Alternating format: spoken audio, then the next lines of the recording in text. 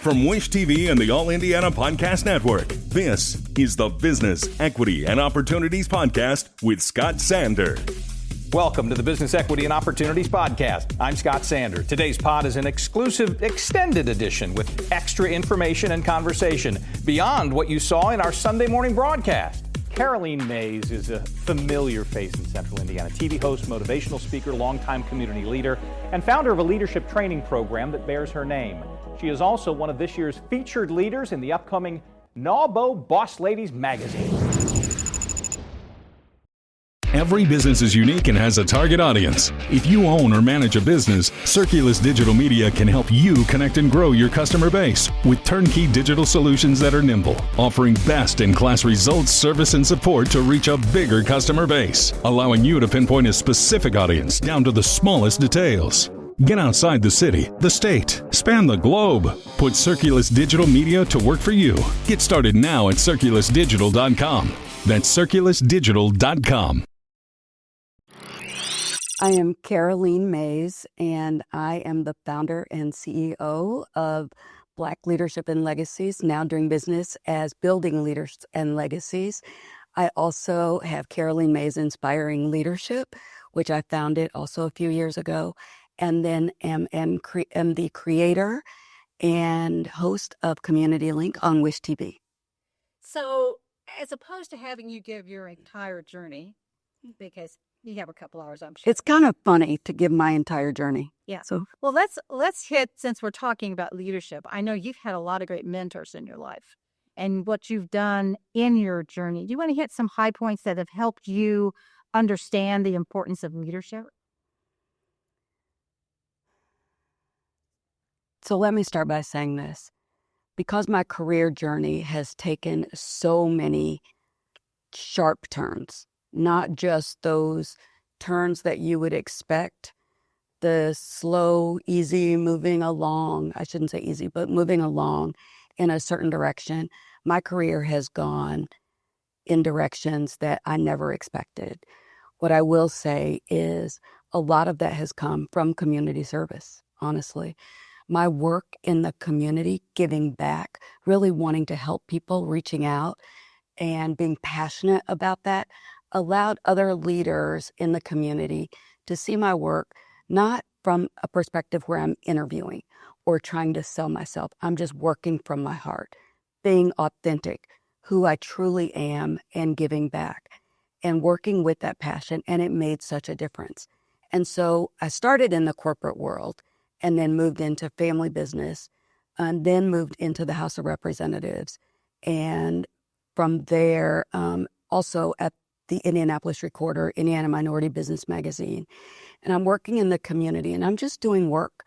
I'm just working, not worrying about titles or worrying about what other people were thinking. I was just doing the work because I knew it was what I was called to do. And in doing that, other people saw the passion. They saw the heart. They saw the good work that I could do, the intelligence or the ability and willingness to give 100% of everything that I did. And it made a difference. And then I started getting tapped for positions. I've been offered positions that were so unbelievable that I didn't even take.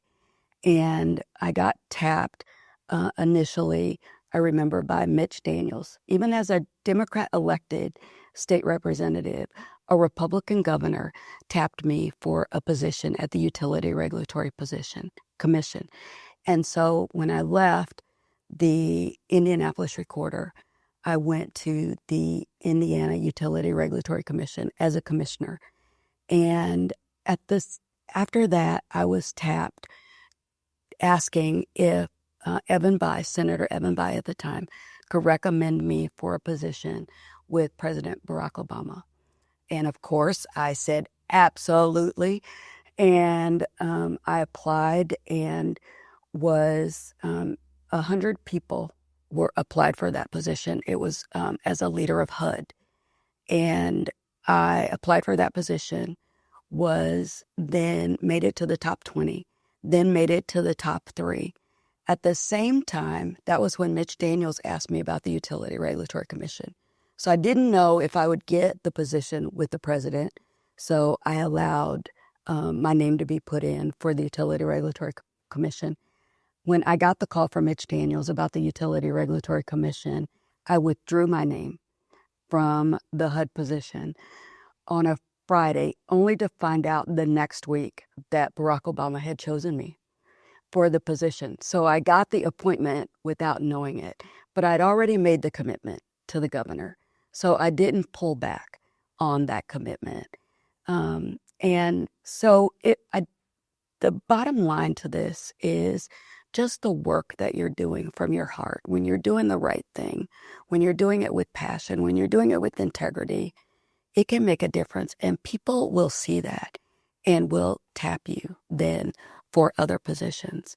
And at the Utility Regulatory Commission, I was then tapped nationally to chair critical infrastructure.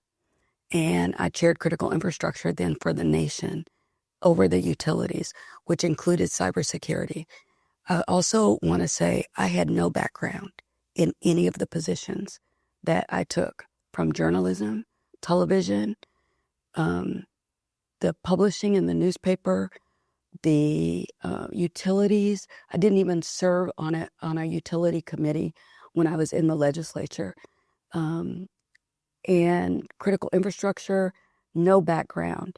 Cybersecurity, no background. But I dug in and gave 100%. And in doing that, I became the top in my field in every single one of the positions. I was named in the top 15 in the nation for critical infrastructure within a year, if you can believe it. The Indianapolis Recorder became one of the top minority newspapers in the country in a year. But it was because I was willing to dig in, to learn, and then to really embrace the people that were around me and help them grow. And then we grew together and then built these organizations up to become top in the field. Where did you grow? Where did you get that strength to make these amazing decisions that would scare a lot of other people to death, but that you conquered that? Where did you get that strength? I have to tell you, the place where I get my strength is my faith. It all boils down to my faith. I trust God. And whenever I was asked to take on other positions, or when I saw opportunities or have seen opportunities, I always pray about them. When I was asked to take over the Indianapolis Recorder with no background in journalism or publishing, my first reaction was, I'll pray about it. I was shocked that I was being asked with no background, but my first reaction was, I'll pray about it. And when I knew I was supposed to do it, all I could do was pray my way through and pray for God to bring people into my path that would help me, and to be able to help grow the business, help grow the people around me, to show how to treat them, to show what to say to them, to make them want to go along with me on the journeys that I've been on. It truly has been faith all the way through. And I could not have done it without that faith. I have a favorite scripture that is Ephesians 3:20. And it says, God is able to do exceedingly abundantly above all that we could ask or do. But it goes on to say, which is the part people forget, it goes on to say, but it is according to the power that works within us. We have the power within us, and we have a God who's able to do. If we would just tap into that power and trust and believe that we have it because God has given it to us, then we can do these amazing things that are set in our path. And I've just had to step on that faith. When I started Leadership and Legacies, I was at White River State Park. I had been appointed there by Governor Pence and then reappointed by Holcomb. And it was such a blessing. I built the new amphitheater downtown when no one would help me. They all told me I couldn't do it. And I asked why. And they said to me, because we've been trying for 12 years and haven't been able to get it done. I literally leaned forward and looked at them all and said, thank you for the challenge. Now let me get it done. And so we raised the $30 million, built the new amphitheater downtown. It became, honestly, for Live Nation, they've said it has become the premium outdoor space in all their venues. And I'm so grateful for that. But in the midst of doing all that, I just felt God tapping to move forward. And it was, again, just putting my faith out there. I tell people that I felt like I was walking off a cliff when I quit my job. When I walked in the governor's office and gave them a 3.5-month notice and said, I need to leave. And they literally said, why? Things are going really well. And I said, I want you to know it's not because of you. You've been really good to me. And I'm grateful for that. But when God is tapping, it's so much more important than what man can ask me to do.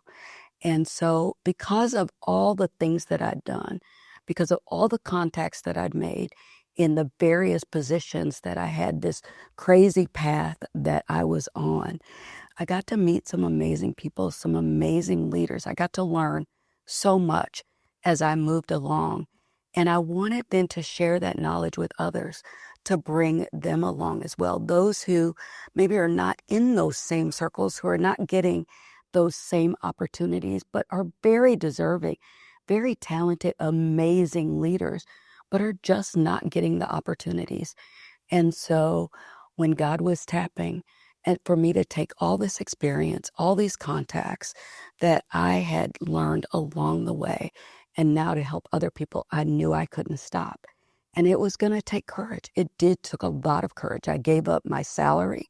I gave up my benefits.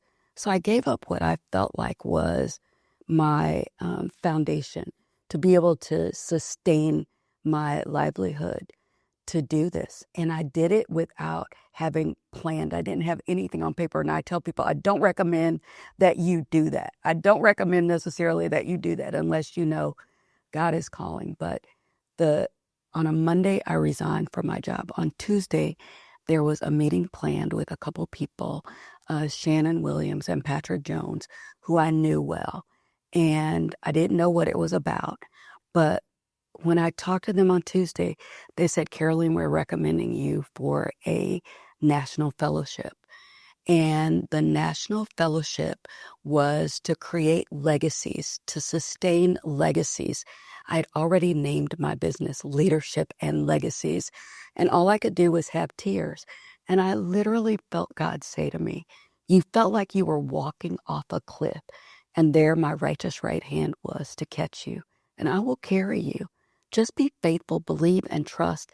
Take the step, have the courage to do what I'm asking you to do, because I am able to do exceedingly abundantly above. But that power is in you. Now trust it, trust me, and let me carry you along the way. And it has been a beautiful journey of leadership. So I have Leadership and Legacies. And in that program, I've now been able to help 97 women and move them forward in their journeys. So I started in 2022 with the program. It just flowed right out of me. And it's Executive Women of Color, which now is a partnership with the Women's Fund of Central Indiana. And then I have Professional Women Leaders.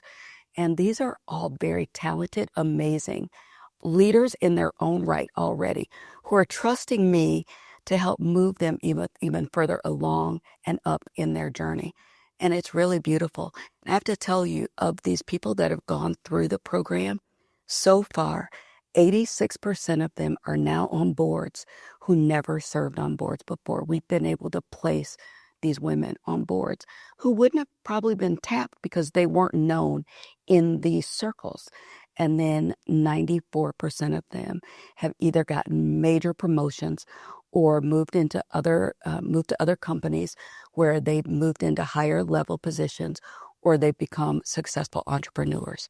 And I tell you, I'm just like, thank you so much, because the courage to step out and do that and to help them and to bring other women along now that I'm creating legacies, not only in community, where I say we wrap our arms around community, but also working with them to create generational legacies, because we as women and we as minorities typically don't do that well in business. And so now we're creating generational legacies as well. And that leadership program, that fellowship that I went into, gave me the financial means to be able to really start the program and move forward very, very quickly. What do you say to people now that are in this middle of an uncertainty to have that faith in their God and in themselves to take that next step as we all collectively get through this. So imposter syndrome is a very real situation that we deal with as women. I've dealt with it through most of my career. We have been taken back or put in the back seat so often that sometimes it's just hard to get up and to take that step. I do want to say this.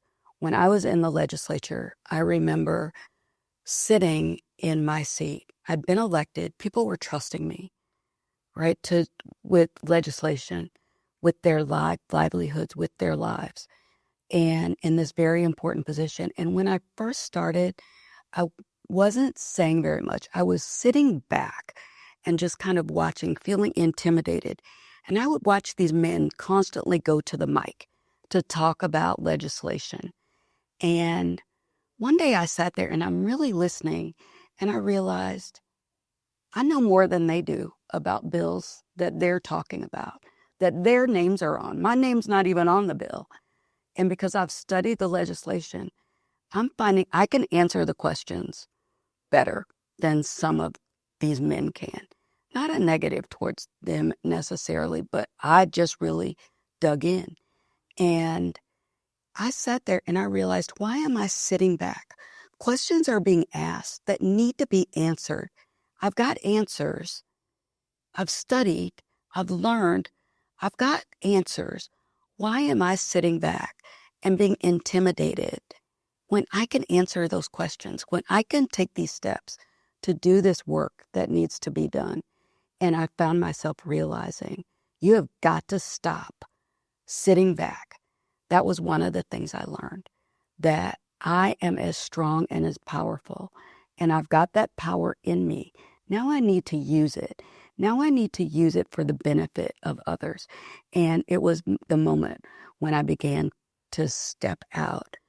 The other thing I realized is I spent way too much of my life apologizing for my success.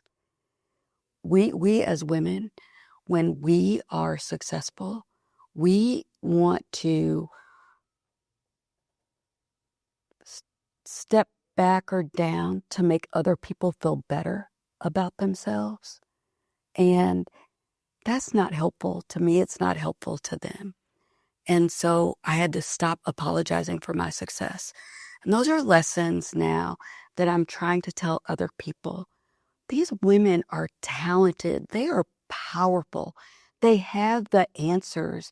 So now believe in yourself. Trust that you have that. And if you don't feel like you have it, then study and make sure that you get it. Become educated so that you can step out and do the things that you're being called to do with a great confidence. And that's something that I've learned that we have to do. We have to be willing to become educated and then be willing to speak up and not let anybody intimidate us, and stop apologizing and shrinking back and down to make other people feel better about themselves. Because when we're stepping up and stepping out, then we as women are giving other women the courage to do that as well. Our thanks again to all the contributors who joined us for this episode of the Business Equity and Opportunities podcast. We hope you found it enlightening, useful, and inspiring. You'll find more information about the show on our website, beoshow.com. You can watch Business Equity and Opportunities Sunday mornings at 10 on Wish TV or live stream it through wishtv.com. Each week we provide 7 full segments with topics ranging from how to get started and how to access capital to the day-to-day running of your business and questions about accounting and bookkeeping. We feature business news and trends and always share a success story from one of our contributors. Join us next time for more insights into the world of small business. Be sure to sign up for our Business Equity and Opportunities newsletter to get even more valuable, up-to-date information. And if you have any questions or you'd like to be part of our show, please email us. The address is beo@wishtv.com. We'd love to hear from you. I'm Scott Sander. Thanks for listening. Watch the Business Equity and Opportunity Show on Wish TV and access all of our content and share it on demand anytime at beoshow.com. You can find more podcasts from Wish TV on the All Indiana Podcast Network at allindianapodcastnetwork.com.